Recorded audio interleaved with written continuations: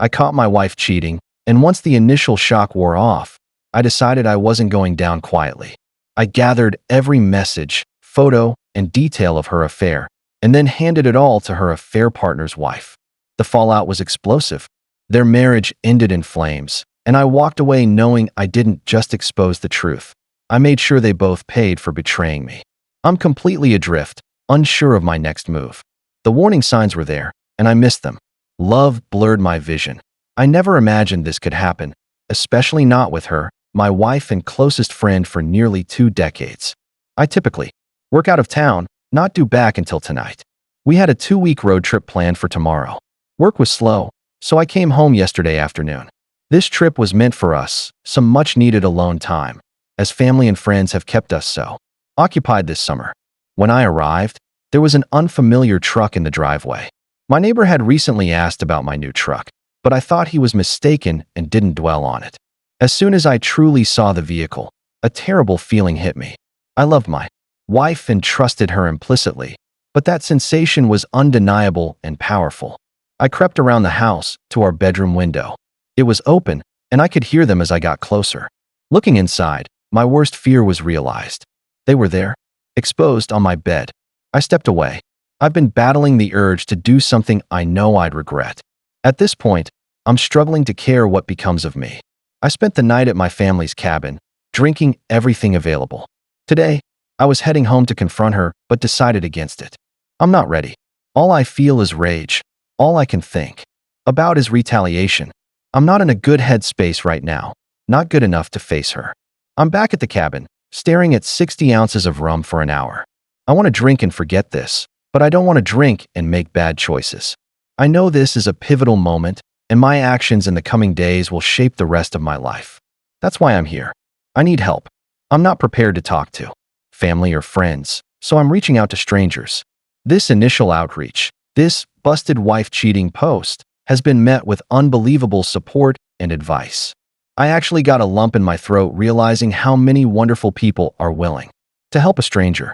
It gives me a glimmer of hope for the world when I needed it most. The challenging part of all this support is that I'm struggling to reply. I have over 600 private messages and several hundred comments on Reddit. I want to thank everyone individually, and will make an effort to do so, but it won't be quick. So, I'll start by offering a huge thank you to everyone for your kind messages and helpful guidance. It truly means a lot to me. I've noticed several recurring comments and questions, and wanted to offer clarification in addition to my minor update.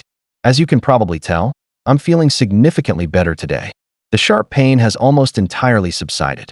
I still feel like I've been punched, but otherwise, I've started looking towards the future. It's only been 2 days, so this feels somewhat strange to me. Is this the quiet before a storm, or am I just unusually resilient? Regarding the questions and comments, here are some quick notes for clarity. When I mentioned wife and best friend, I was referring to the 2 roles my wife filled in my life. The other man was not my best friend or even someone I knew. I didn't get a clear view of him, but from the quick glance in his vehicle, I don't believe it's someone I'm acquainted with. We don't have children, though we were planning to soon. We recently sold our house and were scheduled to move closer to my job in September when the new owners take possession. I plan to thank my neighbor, subtly, just as he subtly helped me. Many people have asked about the signs I mentioned overlooking. Off the top of my head, here are a few. She was texting unusually late at night and regularly went for after-work drinks with friends. This wasn't like her, but I was glad she was being social. She had yoga once a week, but apparently wasn't paying, as one of her co-workers was the instructor, and she was supposedly helping with setup and cleanup. I also thought she seemed very inflexible for someone who practiced yoga. Then there were the unknown caller hang-ups. We often answer each other's phones if we're closer to them. Several times, she had an unknown caller who would hang up as soon as I answered. We get a lot of spam calls, but usually, it's a telemarketer or a debt collector for the previous owner of the number. Rarely, it's a hang-up. This situation is still unfolding. When my brother arrived, we had a good, long conversation. He has always been my true best friend, and I realized I need to remember that he'll always be there for me without judgment, just as I would be for him. He truly sets the standard for genuine friendship, even if we occasionally disagree. Since I was supposed to be home last night, I decided to reply to my wife's text. We're not allowed phones on site, so it was reasonable for me to only text her. She knows it's easy for me to sneak in some texts. I wrote to her saying I needed to go to one of my company's remote sites and wouldn't be able to call her until the end of the weekend. I told her I'd cancel all the reservations and rebook later. She said she could take her best friend with her this weekend to the romantic bed and breakfast on a vineyard that I booked. I knew it wasn't the best friend she wanted me to think would be going. I told her I already gave it to my brother and his wife since it was non-refundable and they would pay me back in a month. This morning, I canceled all reservations except the romantic one. My brother is coming with me. Fortunately, the hotel let us switch from the honeymoon suite to a room with 2 beds. There also happens to be a really nice lake and boat rentals nearby, so this has turned into a long overdue fishing trip with my brother. This means I'm free for the weekend. I don't have to text or talk to her for a few days, which eases some stress and gives me more time to think. I am currently leaning towards divorce. Honestly, I can't see it any other way. My brother supports this but has asked me to take a few weeks and speak to someone. His wife has a friend who is a couples counselor and is willing to talk to me on Monday. I don't expect it to change my mind, but at least it might help me untangle some of this mess. I'm also following much of the advice here and starting to speak to lawyers, at the very least to prepare for what I think is inevitable. I want to handle this correctly. I never thought of her as someone who would try to exploit me, but I also never expected her to cheat, so I think I need to be ready for anything. Thanks again, everyone. I'm going to try to enjoy my weekend as much as possible. Update 2. Many things have happened in the past few days since I discovered my wife's infidelity. I'll begin with the less critical details. My brother, Matt, and I drove nearly 5 hours to the bed and breakfast at the vineyard. I truly appreciate him being there for me through all this. It was more of a venting session than anything, but it really helped clear my head after spending most of the drive complaining to him. I just wanted a little time alone while he wanted to go out for dinner. I stayed in the room, and he went out to eat and brought me back some food. He also managed to rent a boat for the next day. On Saturday, we were on the water. The owner of the bed and breakfast knew about our fishing plans and was kind enough to pack us a small cooler of food and drinks. It was their way of making the romantic package more useful for 2 brothers. It was a thoughtful gesture. Fishing wasn't great. We both caught a couple of trout that we had to release due to their size, so the snacks from the bed and breakfast worked out perfectly. We stopped fishing in the mid-afternoon and then drove around to all the vineyards and fruit stands, buying food and cases of wine for Matt's wife, Jen. That night, we went for the largest tomahawk steak we could find. On Sunday, we drove back to Matt's place. He lives in the next town over from me, about an hour away from my house. When we arrived, Jen was there, and we all sat down and opened a bottle of white wine we had chilling in the cooler. This is when the weekend officially ended for me. Jen told me that while we were away, she decided to keep an eye on my wife. She said the guy was at my place on Friday night, staying all night, but on Saturday morning, she managed to get there just as he was leaving. She followed him home and found the apartment building where he lived. My wife stayed over there on Saturday night, the same time she was sending me text messages saying she loved me and missed me.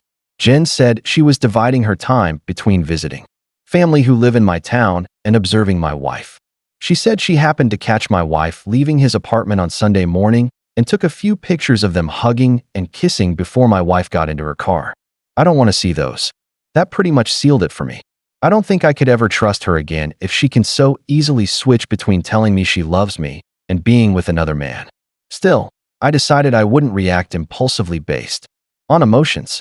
I needed to remain calm and level-headed. That's when Jen told me that Sharon was coming over for dinner. Sharon is the counselor Jen had arranged for me to meet. To clarify, she had never met my wife, and this was my first time meeting her as well. Sharon was a very pleasant person, and we got along well. After dinner, Sharon and I went for a walk around Matt's neighborhood to walk the dogs and have a private conversation. Sharon was incredibly helpful in that she was a great listener and made me feel like I didn't need to be guarded. It was therapeutic to be so open about describing my feelings. As much as I'm comfortable with my brother, this was just different and very much needed. It's the same reason I like writing about this on Reddit. It's a release that helps me sort through some of the confusion in my head. Our walk lasted an hour, and the only real advice Sharon gave me was not to delay the conversation with my wife. She said that the longer I wait, the harder it will become to talk to her about this. She said I need clarity more than anything. At this point, and my wife is the only person who can give that to me. Later that night, Jen and Matt offered me to stay with them for as long as needed. I know that Matt and I have a limit for being in close quarters, so I spoke to my boss, who was able to set me up in company housing. I've been staying there every second week for a while, but have to leave on days off. He managed to arrange for me to stay full-time for a few months if necessary. I decided to rebook with Sharon for later this week. I figured our walk was sufficient for the first session. She agreed. I spent Sunday night just lying in bed, thinking about how to approach this. I struggled with it because even the imaginary scenarios in my head made me angry or sad. I decided I would just improvise. I'm usually good under pressure. Yesterday, I woke up and said my goodbyes to Matt and Jen. I drove towards home and thought, what if he's there when I arrive? Then I thought that it would likely just put me back in the angry state I was in a few days ago. I decided to do a drive-by first. Neither his truck nor my wife's car were there. I went inside and grabbed a bunch of essentials and things I don't want to part with, mainly just some photos and old family heirlooms. I got them all packed up in my truck and then headed over to the guy's apartment. Her car wasn't there either, but his truck was. I decided to text her to see where she was. She said she was getting groceries. I trust her so little right now that I drove by the grocery store and actually confirmed she was there. I feel so dirty admitting that I did that, but my trust is broken, and it's the only way I can be certain of anything. I texted her again and told her to just come home because we needed to talk. She wrote back, "What's wrong?" I just responded and said she needed to be ready to be honest, and then turned my phone off. She got home 15 minutes later. When she came in, she came over to give me a hug and a kiss, like she always does. I turned away from her. She asked me again what was wrong, so I told her that she needed to start being honest with me. She played dumb and said she had no idea what I was talking about. I said, "Okay, if you can't be honest, then I am leaving."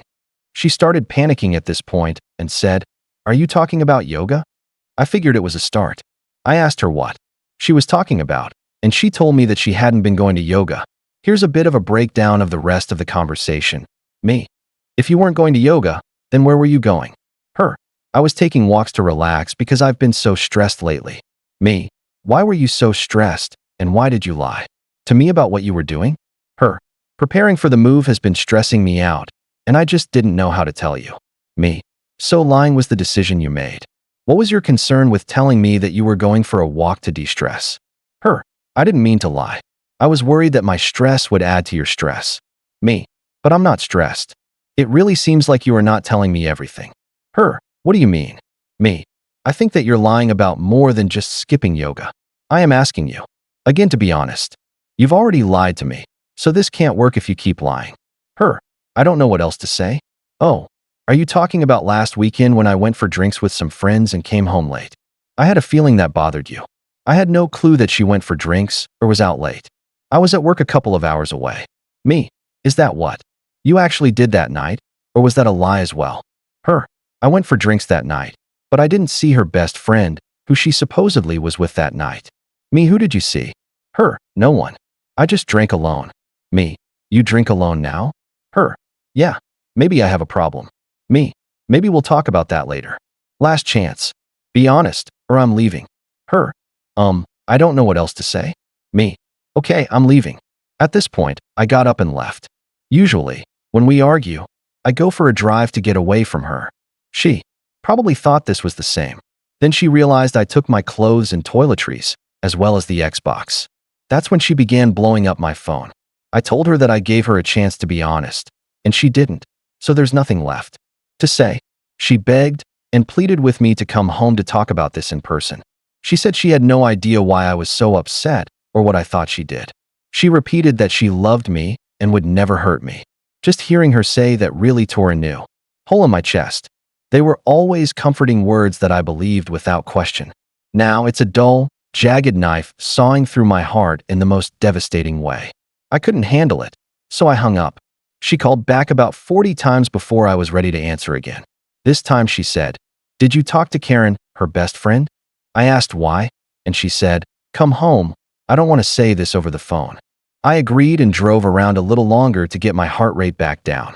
Then I went home. That conversation went like this. Her: I assume you spoke to Karen. Me. Her. Well, a few weeks ago, while you were at work, we went for drinks. A couple of guys started buying us drinks, so we just played along. When we were leaving, one of the guys tried to kiss me. I pulled away immediately and told him I was married. I felt so bad about it and wanted to tell you, but I'm an idiot, and just decided to hide it from you. Karen hooked up with the other guy and gave his friend my number without asking me. He has texted me a few times since, but I have never written him back. Me. Can I see your phone? Her. Yes. She showed me her phone, which was completely empty of texts except for myself and her mother. She never deletes her texts, so this was new. I looked at her photos, which were also clean, but then I checked the deleted photos and found one of a guy I didn't recognize. Me. Who is this? Her. That's the guy who tried to kiss me. Me. Why did you take a picture of him? Her. I was just being stupid. Me. That's not a reason. Why did you take a picture of him? Her. I don't know. Me. Is that everything you want to tell me? Or is there more? Her. That's all I can think of. Once again, I left. I didn't want to be told the truth in small, painful increments. I got in my truck and drove away. She ran outside trying to stop me, but I was already out of reach. I went to the park nearby and just sat on my tailgate and ate my lunch, trying to figure out what to do next. While there, I began remembering other things that I should have been more aware of. Things like, I was working a weekend shift and was in bed early. My wife went out to the club with a few of her girlfriends. I woke up at 4 a.m.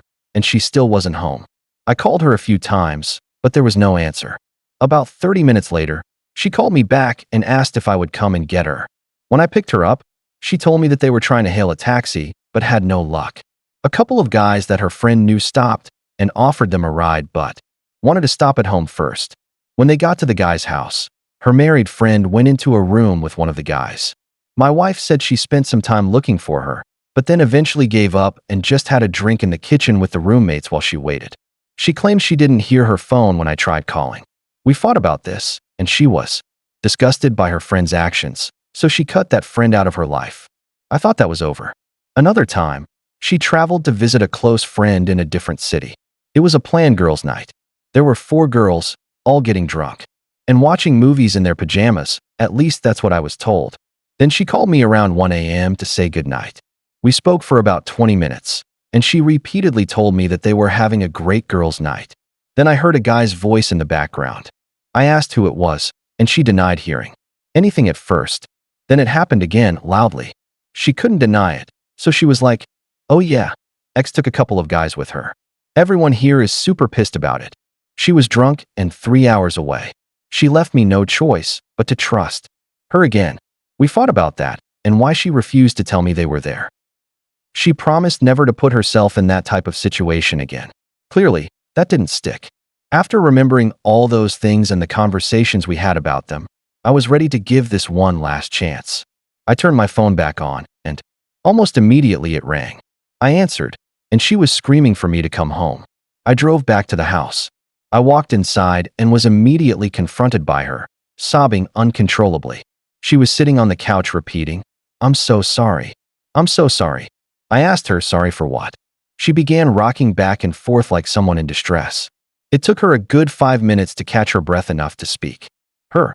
I lied about the guy who tried to kiss me. Me. Okay, tell me what happened. Her. The 4 of us actually went back to his place that night. We fooled around. I knew it was more than that, but just hearing her say it made me feel dizzy. It felt like the room was shrinking, and there were a million voices speaking into my ears. At the same time, I think I was having a panic attack.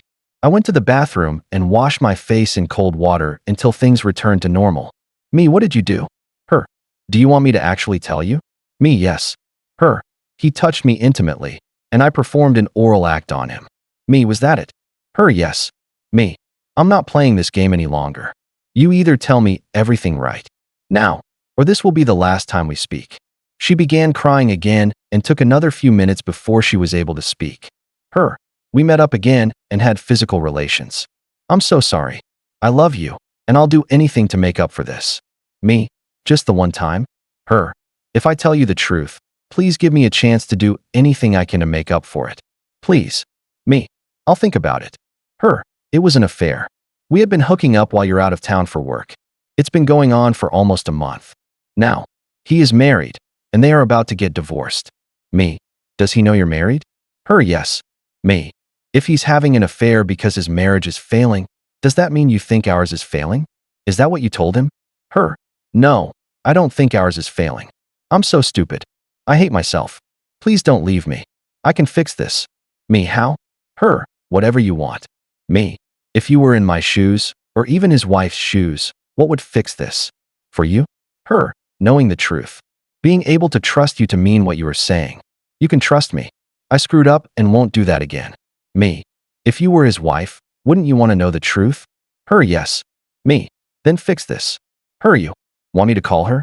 Me. If you think that is what you would want. She tried calling, but never got an answer. A few minutes later, her cell phone rang. It was listed as Karen Work. She looked shocked, so I knew that wasn't Karen. I asked if that was him. She said it was. I answered, and being the coward he is, he said, "Oops, I must have the wrong number." I said, "No, this is the husband of the girl you've been cheating with. I'm going to let you speak to her because she has something to say to you." I passed her the phone. Her. I told him everything. He knows the entire truth. We're done. It was just a casual encounter, and now you need to never contact me again. I asked to see the phone before she hung up. Me. What divorce lawyer are you using? Him. I'm not getting divorced. Me. Oh, but didn't you tell my wife that you were? Him. No. Me. Okay, then can I speak to your wife? I feel she has as much right to know about this as I do. Him. Please, man. I didn't know she was married. Don't ruin my marriage over a mistake. Me. You ruined mine over a mistake. It's only fair that I tell your wife. Him. Please don't. She's at work right now. I will tell her everything when she gets home. I swear. Me. Okay, you do that. That's where I hung up. I asked my wife if she knew where his wife worked and her name. She did. I had my wife call over and ask for her at work. She did get her on the phone and told her to take a seat. This woman said she was just getting ready to leave for the day, and she would call my wife back from her car. She did. His wife. What's going on? My wife. I have something terrible to tell you, and I don't want to cause any accidents. Please don't drop. His wife. Oh my God, did something happen to his name? My wife. No, he's at your apartment. Right now? I am just letting you know that we have been having an affair for a month now. I'm coming clean to my husband right now and thought you should be given the same respect.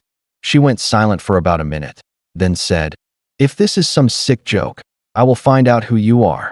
Then she hung up. Not even 10 minutes later, my wife got a text from Karen Works saying, "Thanks, you just ruined my life." I grabbed the phone and wrote back, "You just ruined 4 lives and 2 marriages. Don't forget that this was your fault, you piece of expletive." For the next hour, my wife begged and pleaded with me to stay with her. She offered counseling. She offered to never leave my side. She even offered me sexual favors. This was everything that I expected, thanks to the comments here. She then said we should go on that vacation, her treat. "We need time away," was her reason. "We need to spend some quality time together because my work schedule has been pushing us apart lately." Also exactly what I expected her to say. She wasn't expecting me to tell her that I went anyway. She also wasn't expecting me to tell her that I already have counseling booked for myself. She definitely wasn't expecting me to tell her that I caught her on my very own bed. I could only imagine she didn't expect me to have a place already lined up to stay. When I told her all of that, she fell to the floor, sobbing. She started saying how she doesn't deserve to live. She told me I should just kill her right now because she's too terrible to be with anyone. It went on like that for a while. I stayed for a total of 4 hours, listening to her make excuses, then try to hug me or cuddle me, or even perform sexual acts if I would just stay and work through this with her. In the end, I called Karen and told her that her cheating friend is suicidal and that she should come keep an eye on her. Then I left. It's been almost a full day since that happened, and I haven't spoken to her since. She has been calling and texting me all day. Her friends and family have been calling and texting me all day.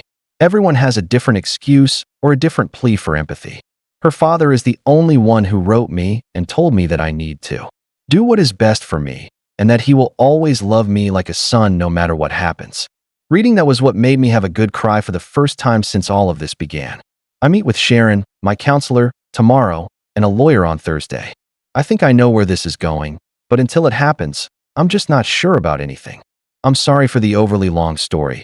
It just helps to express myself this way. Again, I really appreciate all the comments and messages. The people sharing their own stories like this are really helping me feel less broken and giving me more hope. I sincerely appreciate everything you've all said and done for me.